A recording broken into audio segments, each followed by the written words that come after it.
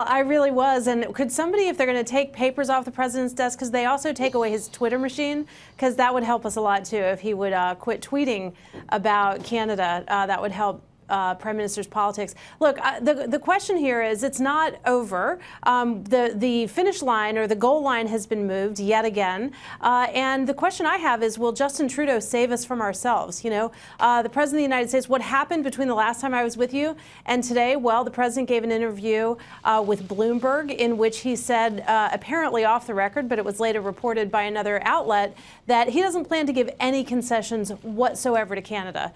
So that is obviously not a great place to be. There are a couple of places you mentioned earlier in the show where Canada really needs to see some flexibility on the United States. I think Canada and Mexico have both been very constructive and very flexible, and it's time for the U.S. to really finish this, not because it's a good thing to do for Canada and Mexico, although it is, but because it's important for our own economy right here at home. So we'll see if they can get there this week. They don't really have 30 days to finish it because they've got to agree in principle, and then they've got to write it all up, and then they've got to talk to Congress about it. So I'm not exactly sure where the goal line is. It's somewhere between now and the end of the month.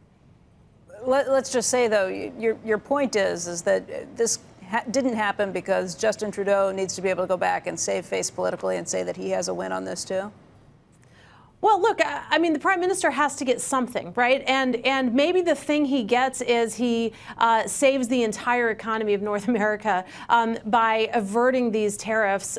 One thing that would have to happen is the steel and aluminum tariffs that the United States has levied would have to come off. Another thing that would have to happen is, whether you call it Chapter 19 or you call it something else, there has to be a mechanism that all three countries agree to where we agree how we're going to resolve disputes, because it's not going to go perfectly.